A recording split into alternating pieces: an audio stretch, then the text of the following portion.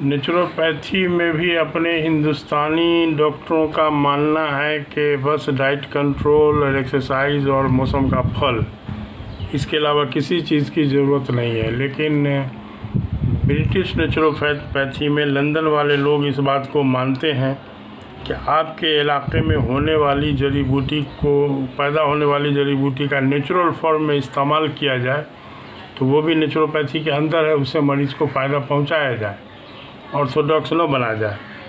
तो सब के अंदर कुछ न कुछ फॉल्ट है, जिस फॉल्ट का हमने हाल जो उसका सॉल्यूशन निकाला है तो तिब्ब नबी के ज़रिए। तिब्ब नबी में बहुत सारी बीमारियों का नाम लेके कुछ पर्टिकुलर हदीस का चर्चा है, जड़ी बूटी का चर्चा है, उस पर यकीन करके उसको तरीके से पूरा हिकमत वाला अक्लमंदी लगा के अगर मरीज़ को इस्तेमाल कराया जाए तो हम बार बार बोलते हैं कि दुनिया में कोई बीमारी लाइलाज नहीं बचेगी। कभी कभार हमको मन होता है कि ट्यूबरकुलोसिस के बारे में गवर्नमेंट से कांटेक्ट लिया जाए, लेकिन इस मामले में वही होगा नक्कार खाने में तूती की आवाज़। तो बहरहाल परेशान जो लोगों को देखते हैं तो परेशानी पर अंदर से हमको थोड़ा बेचैनी होती है। और बहुत छोटा छोटा बीमारी है, जैसे पैरालिसिस है, मिर्गी है, दम्मा, टीबी हुआ या कैंसर हुआ या गठिया हुआ, इस सब में जो मरीज़ परेशान होता है तो थोड़ा सा अफसोस भी होता है कि इलाज तो बहुत आसान मौजूद है, जिसके बारे में अब तक जितना वीडियो हमने डाला है उसमें कहीं ना कहीं कुछ न कुछ हमने इशारा किया है। और आम तौर पर इशारा हमारा होता है मरीज़ के लिए, लेकिन ज़्यादातर इशारा हम मुआलिज लोगों के लिए करते हैं, इसलिए कि सेल्फ मेडिकेशन कभी कभी ख़तरनाक हो सकता है, उससे मना भी किया जाता है। और ये हदीस से भी साबित है कि आप सल्लल्लाहु अलैहि वसल्लम ने एक दुनिया में हार्ट के पहले मरीज़ का डायग्नोसिस, जो तिब्ब की तारीख में बताया था कि सबसे पहला हार्ट का मरीज़ का डायग्नोसिस हुआ था हज़रत साद बिन अबी वक़ास रज़ियल्लाहु तआला अन्हु का, जिनके इयादत में गए तो आप सल्लल्लाहु अलैहि वसल्लम उनके सीना पर हाथ रखा तो कहा कि इसको दिल की बीमारी हुई है, इसको हारिस बिन कुल्दा जो सकीफ़ एक जगह है मदीना मनव्वरा के बगल में, वहाँ पर मतलब का काम करता है, उसके पास ले जाओ।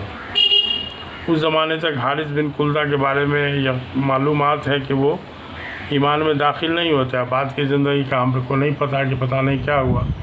तो बहरहाल आप सल्लल्लाहु अलैहि वसल्लम ने कहा कि हारिस बिन कुल्दा यानी तबीब को चाहिए कि मरीज़ को मदीना की उजवा खजूर गुठली समेत 7 अदद कूट पीस कर खिलाए। हालांकि ऐसा उजवा खजूर गुठली समेत आप सल्लल्लाहु अलैहि वसल्लम खुद अपने साहबा से कुटवा के पिसवा के मरीज़ को खिला सकते थे, लेकिन तबीब के पास भेजा कि तबीब इसमें कुछ तोड़ जोड़ करेगा मरीज़ के हालात के हिसाब से। और एक्सपर्ट होने के लिए ईमान वाला फ़र्ज़ नहीं है, कोई भी इल्म हासिल करके एक्सपर्ट बन सकता है। तो इसीलिए आप सल्लल्लाहु अलैहि वसल्लम हारिस बिन कुल्दा के पास भेजा था। तो सेल्फ मेडिकेशन थोड़ा सा ख़तरनाक हो सकता है, इसीलिए मुआलिज लोगों के बारे में ही हमारा ज़्यादातर गाइडेंस या इशारा रहता है। और आवाम के लिए, मरीज़ के लिए आपके अगल बगल की सब्ज़ी, आपके मौसम का फल होलसेल में खाया जाए, जिससे लोगों ने डेरा रखा है। तो किताब में भी हमने इसी तरह का 3 आदमी की ज़रूरत को हमने सामने रखा था। एक घर की औरत जो फूड मिनिस्टर है, जिनके मर्ज़ी से आप दाना को दाना बना के खा सकते हैं, हुआ चाहे तो दाना को खुदाना बना के खिलावेंगे आपको। यानी 15 ग्राम तेल फैट की ज़रूरत रोज़ाना की है, लेकिन उनका बस चल रहा है तो 50 ग्राम एवरेज में हम लोग को भी खाना पड़ता है। इसलिए आज के दौर में अभी किसी भी इलाका के 1000 आदमी को छांटिए, उसमें से अगर लीवर का टेस्ट कीजिए, मतलब लिपिड प्रोफाइल लिया जाएगा ना, या यूं ही लीवर का फंक्शन टेस्ट हो, या अल्ट्रासाउंड में पता चलेगा कि फैटी लीवर जो है 85-90% लोगों को है। तो बहरहाल फूड मिनिस्टर जो है उनको भी थोड़ा सा अंदाज़ हो, बताया जाए कि दाना को दाना बना के खाइए। प्लस मरीज़ बहुत सारा चीज़ फ़ायदा किए, आपके पॉकेट में पैसा अल्लाह ने दिया है, लेकिन उसके बाद भी डर से अब या अनजाने में बहुत सारा फ़ायदा वाला चीज़ नहीं खा रहे हैं।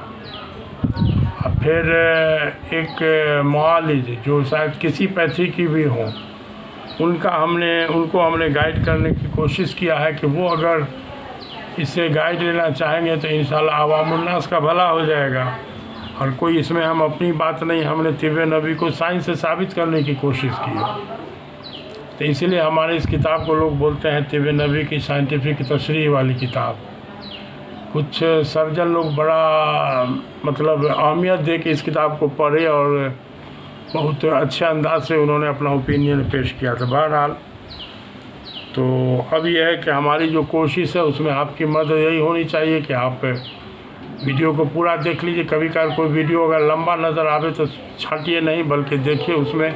अब ज़रूरी बात बताते हुए हम घड़ी का टाइम नहीं देखेंगे कि बात के बीच में काट लें या असल बात न बता के फिर कह दें कि अब इसका अगला वीडियो में बतावेंगे। ऐसा लटपट लगाना हम नहीं जानते हैं न चाहते हैं। इसलिए जो बात हो साफ़ सुथरा आपको बता दिया। अगर 1-1.5 मिनट बढ़ गया तो इसको थोड़ा सा झेल लिया कीजिए, इसलिए हमारा रिक्वेस्ट है। ठीक है, तब सलाम।